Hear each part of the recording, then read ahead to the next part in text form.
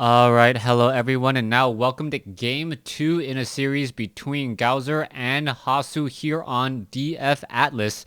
And which is, there you go. Okay, so you guys know it's going to be a long game, but let's go ahead and see how this is. One thing to note, generally with longer games, I will insert one commercial break just because, well, it's a long game. Let's take a look into what's going on here. Goswer spawning as the red Zerg on the top left-hand side of the map. Meanwhile, Hasu is spawning as the blue Protoss on the bottom right. And just learned this yesterday. You can actually swap the colors. Look at that. How interesting. Goswer, the name is on the top there. You can switch back. There you go. So Goswer is now on the left side and Hasu is on the right as the Overlord now making a move across the map here. Now, for those of you guys who've never seen Atlas, neither have I. So all of the ideas and all of my talk is pretty much going to be from theory, as this is the first time I've ever cast a game on DF Atlas. Taking a look, there is a ramp that leads to the low ground and a pretty easily defended natural expansion.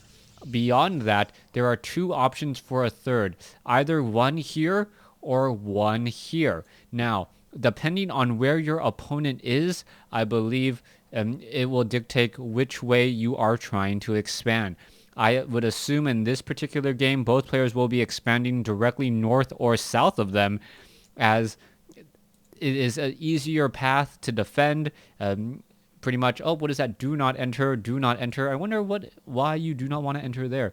Okay, but there are also destructible rocks here on this pathway, making it a bit easier to defend as well. Coming across and taking a look at the strategies, we are seeing Goswer going for an early spawning pool. I believe that was a 14 spawning pool, or perhaps even a 13, probably a 14 spawning pool there. Meanwhile, the hatchery has been placed down. That's where that extra supply was going that I was trying to account for. Meanwhile, Hasu is going for fast double gas. A pretty typical strategy as of late for Protoss players. Getting that double gas down much earlier allows them to get that all-important mothership core and start to do a bit of harassment. Now, the mothership core is a very good harassment unit for a number of reasons. One, it is a flying unit, so it can traverse the map pretty quickly. And two, it also has the time warp spell. That time warp spell can just make their way over and then park over the natural expansion or the main base, cast a time warp, cast another time warp, or if it needs to, recall out of there instead. Now, Hasu has yet to place down his expansion. We can see Hasu is trying to take a look, make sure that there are no overlords hidden inside his base, as we see a Zergling now run up the ramp. This is not going to be your typical forge fast expansion once more, as we are getting up a second Stalker. Stalker now needs to do a lot of scouting, and we'll see what will be happening in just a moment. Oh, interestingly to note, the do not enter areas here on the map is probably a very good location to try and hide proxy barracks or proxy gateways. You can see that the Zergling's still wandering around here. We are going to have the Stalker now come back down over, as the Mothership Core should catch sight of this Zergling. And it looks as though the Mothership Core is going to be making its way over. Is it going to shoot down that Zergling? That is the question. It looks like it may, in fact, be able to make it through. No, 2 more shots, and there it goes. Mothership Core with first blood on its hand, now making the move across the map. Does have that time warp ability, only costs 75 energy. Very cost efficient. And if it can get onto the other side of the map and cast 2 time warps, that is going to be a very decent hit to any economy at this stage.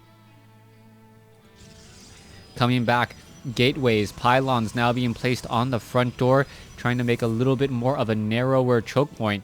The Mothership Core is still moving off to the north here, and it will be able to flank over to the left and perhaps try and cast a time warp into this location, or may just decide to back off. Now, the Mothership Core does not have an anti-air attack, as you remember, and what is going to be happening next as the Queen does push this Mothership Core away. The Mothership Core is slightly faster than a Queen when off of creep, as Zerglings and a good number of them with metabolic boost now try and run across the map. We are getting up a forge here on the front door. The Stalker is going to be sitting in position there. Zerglings will not be able to make their way through as one does get picked apart as it is trying to escape. And there is that third base now trying to be established. Oh, what is this? A hidden spire coming in from Goswer. And Goswer hiding a spire here. This is going to be interesting. If Goswer hides this spire and does it well, we could have a very, very fast transition into Mutalisk. We are seeing a third base being established here by Goswer, which is an even more impressive move as well, as it looks like the typical place which would have a third. Hasu is not going to think to try and scout out this location, as there is not any creep, and this spire now, once it is completed, will allow the training of Mutalisk. And if there are no Phoenixes to stop them, then those Mutalisks are going to be able to simply raid the bases pretty quickly. However, Phoenix production has been started. You can see 2 Phoenixes already out with the third one coming in. Range of 5 now on those Phoenixes as opposed to the range of 3, or range of 4, I believe. And they still have the possible upgrade to a range of 7, which is significantly stronger than it was back in Wings of Liberty. Mothership Core now doing a round and a fly about, trying to head back home. It looks as though the Mothership Core has plenty of energy, was unable to really cause any true harassment, not even getting off a time warp there, as an Overlord does get shot down. One Overlord down, second Overlord down, and now are we going to see this spire, and are we going to see more Mutalisks being trained? No Mutalisks out on the field, a whole bunch of drones, and now the introduction of a Hydralisk Den, as Goswer needs to flip his script and go for anti-air himself. We can see the muscular augments allowing those Hydralisks to move slightly faster, followed by groove spines. Most likely in comes a queen. That queen will get not get taken down, as drones are being picked up one at a time and shot out of the sky. Overlord looks like it will not be able to make its way out, as a new drone gets picked up, and with 5 Phoenixes, the worker kill count should be at exactly 5, as those Phoenixes now pull away again. We are seeing the Protoss air weapons level 1. This could be a transition into Sky Protoss, as the Phoenixes are going to just fly around and get in a true amount of harassment.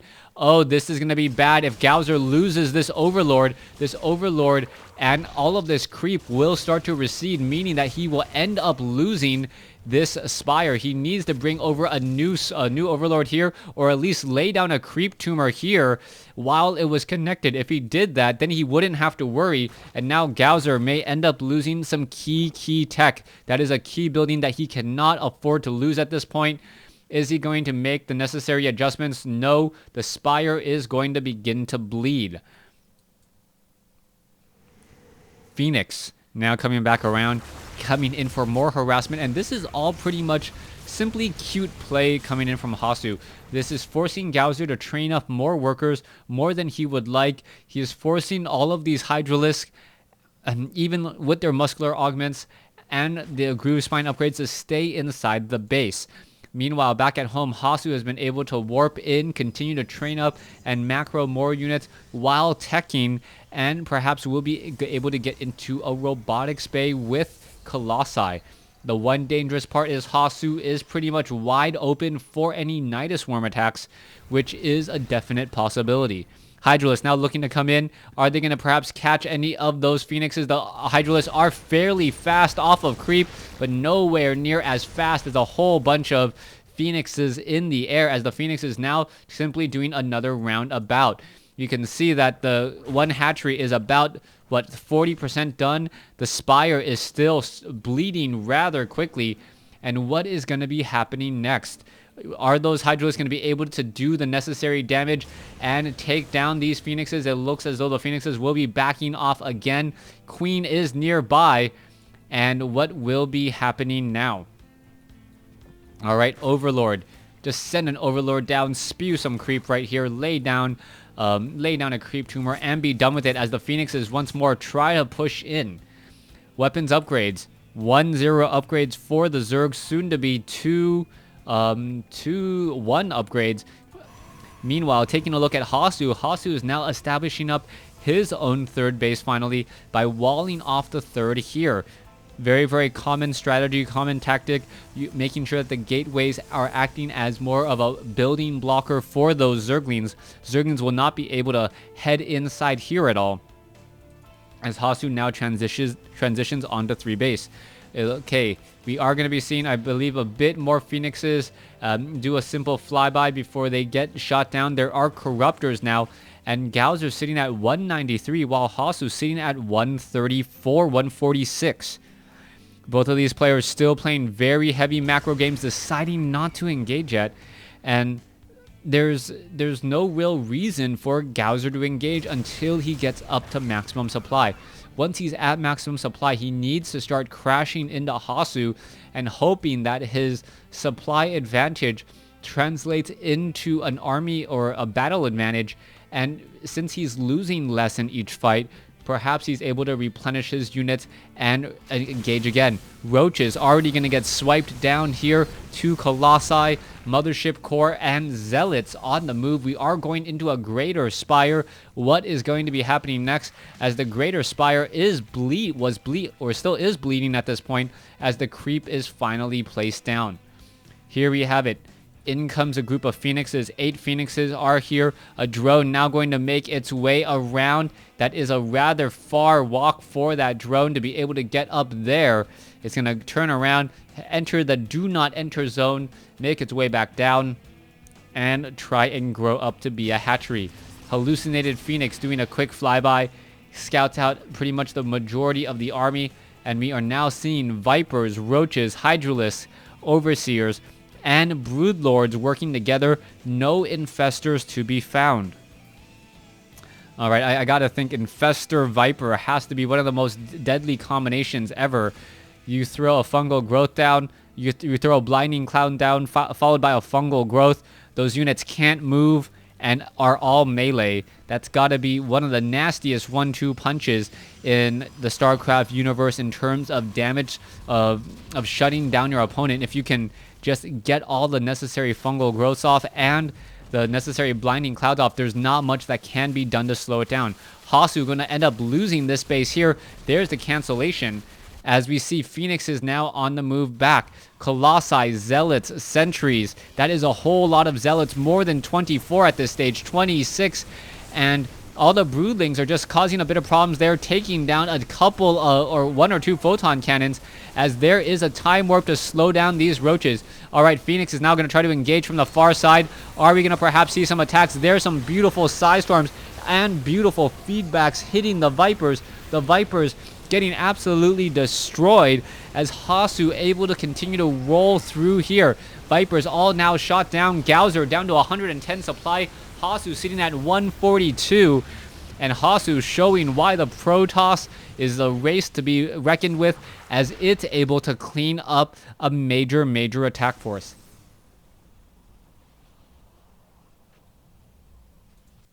Alright, these Phoenixes each 4 kills, 5 kills. 5 kills. These are all significant kills on these Phoenixes, and many of them have been ground units. This small squadron of Phoenixes has been just causing problems and wreaking havoc on top of a lot of units, and can continue to do so. You can see that the Phoenixes are now backing away. The Corruptors simply have too much armor. 3 armor compared to the 6 damage on a Phoenix, meaning that it is only going to be doing 3 damage per shot, 6 damage per attack total.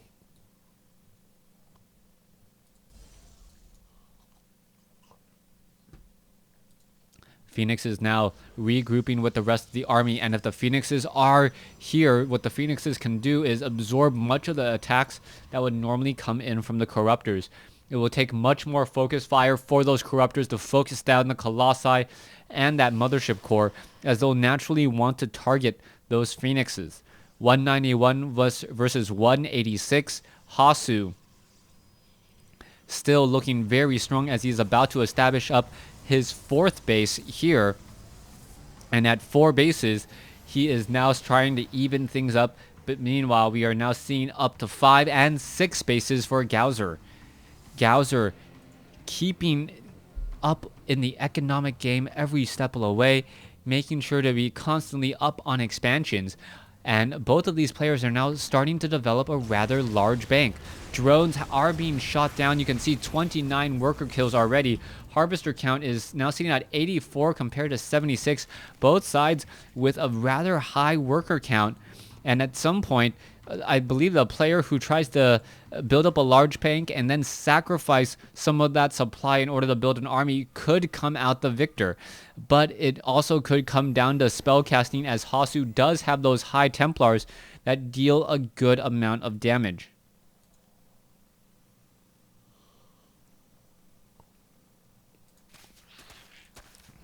Zerglings now cleaning up a pylon off here. We can still see nothing taking down those destructible rocks. This base here at the 12 o'clock position has yet to, or 6 o'clock position has yet to be established, as a double expansion once again comes in from Goswer at the 1 and at the 8 o'clock positions once more. Is Goswer going to be able to get back into this, as drones are now going to get in position? We're going to see some spine crawlers added.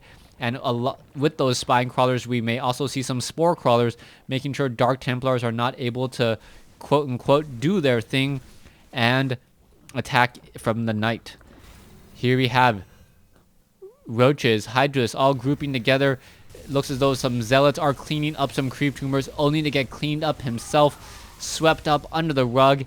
And this is where Zerg really starts to free up some supply. With so many spine crawlers that he can train because he doesn't need anything else, that could work out pretty well for him. You can see that the spine crawler, oh, there's a cancellation, and we could have a rebuilding there as the Dark Templar escapes with 1 hit point. Shield for the win there, as it also forced Goswer to pick up and move his spine crawler, allowing for faster gas harvesting here at the 8 o'clock position.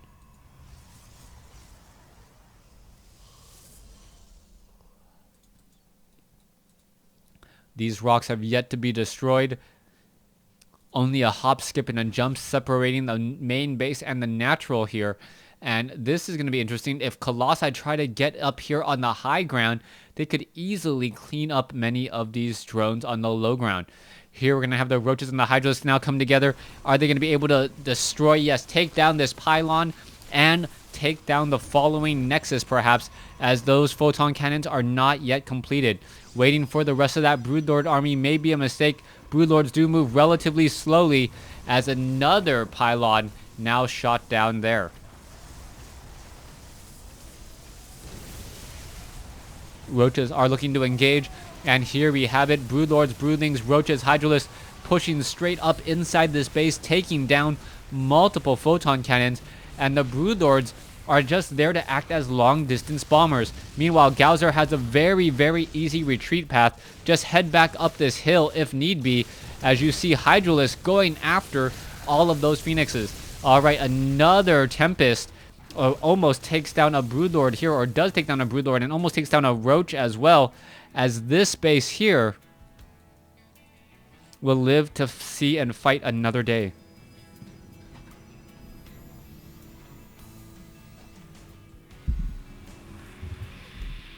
Excuse me as I get a drink.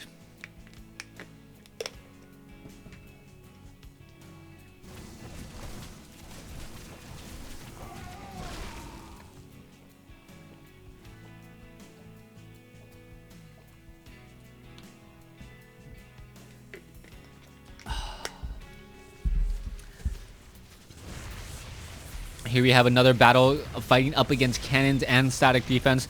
This has been something that we've been seeing a lot more in Heart of the Swarm. Both sides now sitting on major banks. 4,000 minerals, 1,700 gas. I believe Zerg's army and Zerg's bank is very comparable at this point, as Goswer losing a lot of... No, Goswer has not lost a lot of units. I thought he did for just a second. I think I was actually not paying attention to the battle perhaps over here, as we already see 30 supply now being added by Goswer. So Goswer perhaps freeing up some supply somewhere, as Immortals are now pushing in, and this 2 Immortal, 2 Zealot army composition is just what the Doctor ordered in order to take down this base here. You can see those Immortals dealing 65 damage per attack. Will pop this hatchery in just a second and may be able to continue that push. Oracles now finally added. And what are these Oracles looking to do, as Hasu now feels that this is the right time and opportunity to make a move? No Infestors in this group. Here we have it. There you have it. There is the reveal on a whole bunch of Corruptors, as now the Broodlords are making a move. And oh, look at this. All of these units do want to back off. There's a Psystorm, however, doesn't catch enough units, as the Broodlings are still chasing after more and more units there. One last Immortal gonna finish off that hatchery. There it goes. And what is gonna be happening here? All right, Hydralisk Vipers. That one poor Immortal quickly gonna get taken down, unable to even finish off a Hydralisk before its final moments. Broodlords, Broodlings, and oh, what is this? Is there an Overseer here? No Overseer in this group. And the Dark Templar are able to slip by, as the Corruptors have now made a move forward. Oh, one poor Tempest will get taken down in a matter of seconds, as we are still seeing another engagement. Large engagement over here by by Hasu. Hasu trying to push into Gowser's base, trying to trade bases at this point. Colossi, Mothership Core, both sides engaging, both sides taking down multiple units, as we see a Queen may get taken down here.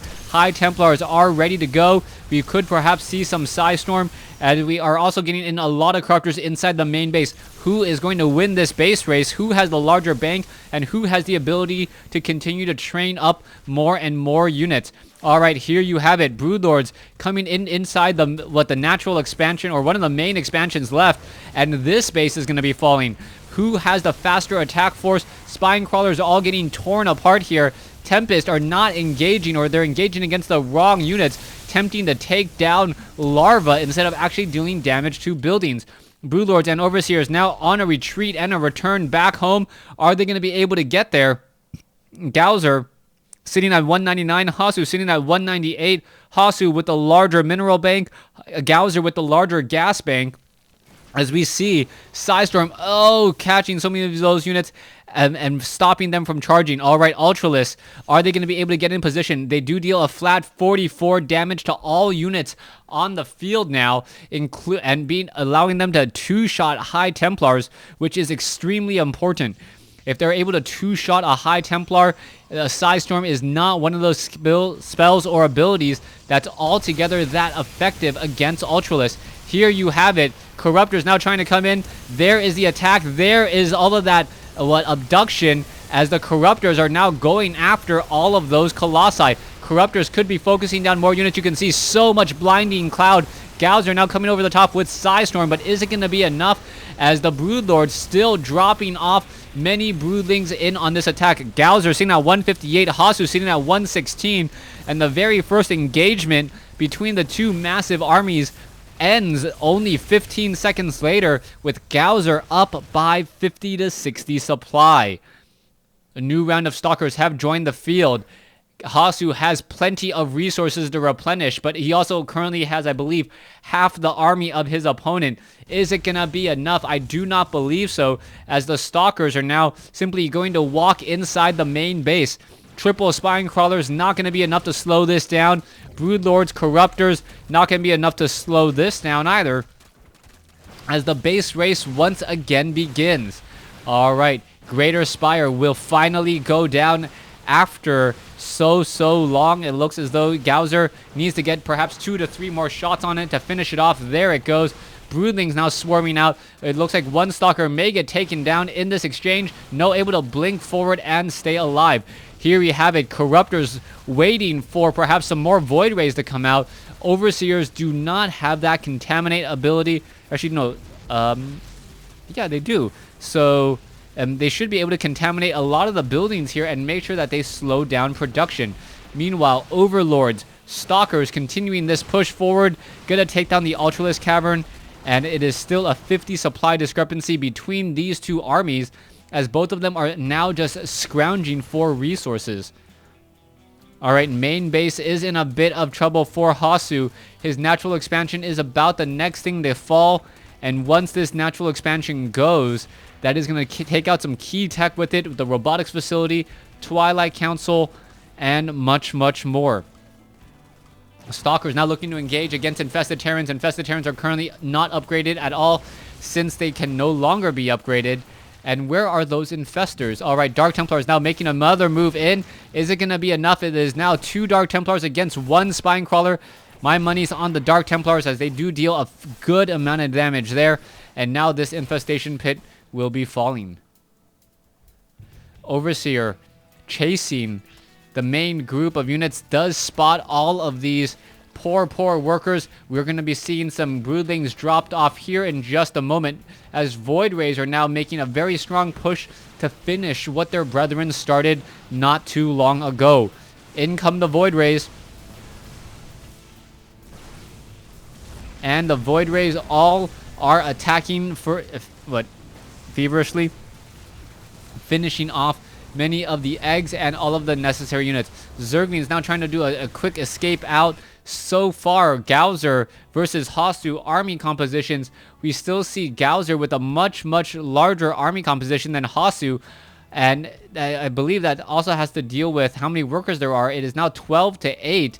Both sides down to almost teen and single digits on all of that. As, oh, we see a beautiful recall.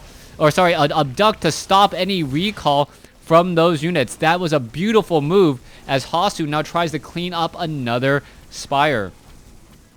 Here we have it. All the units are on the run to the shadows they go. High Templars, however, could be stuck on the high ground, and that could potentially be game-breaking as those High Templar are very crucial in all of those fights. Abduct. Are we going to see an abduct? Yes, some Void Rays now going to get taken down.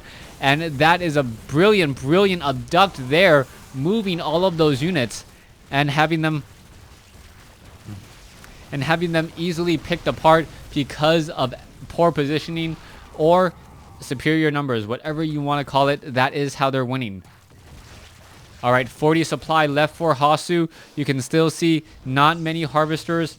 Army compositions are rather small, and it is about a 4-time discrepancy between the armor of Goswer versus the armor of Hasu.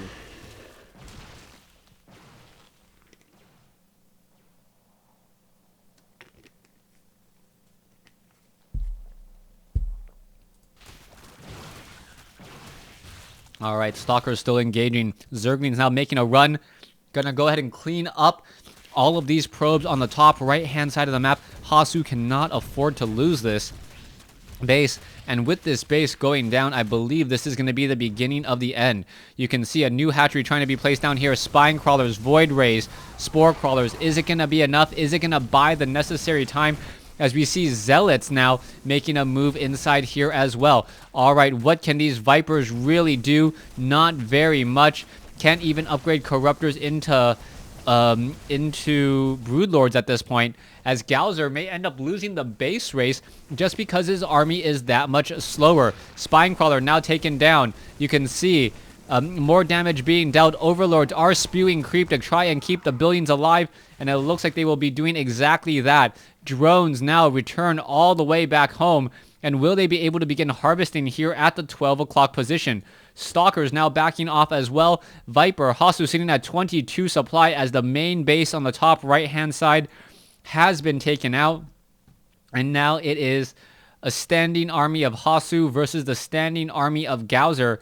The standing army of Hasu just not that strong right now. A couple of Zerglings, Roaches, and Hydras can easily take down what you see here. Zealots, Stalkers, and Void Rays.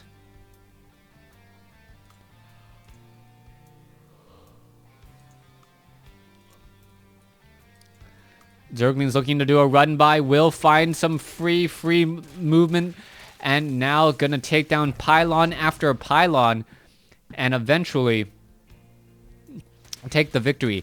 Goswer still with about a 60 supply advantage. Pylon is gonna get taken down one at a time. No more production. Taking down also the key tech buildings once more. The Dark Shrine and perhaps the robotics facility next.